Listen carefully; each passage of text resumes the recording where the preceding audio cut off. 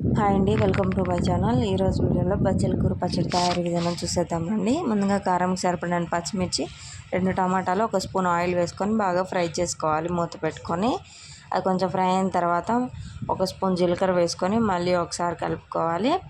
తర్వాత కొంచెం నిమ్మకాయ సైజంత చింతపండు వేసుకొని ఫ్రై అయిన తర్వాత బచ్చల కూరను కూడా కడిగి వేసుకొని మూత పెట్టుకొని మగ్గించుకోవాలి.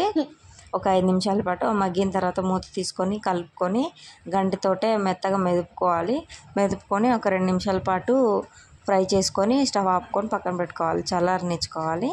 చల్లారిన తర్వాత మిక్సీ గిన్నెలో వేసుకొని టేస్ట్కి సరిపడినంత ఉప్పు, వెల్లుల్లి వేసుకొని మిక్సీ పట్టుకొని పక్కన పెట్టుకోవాలి.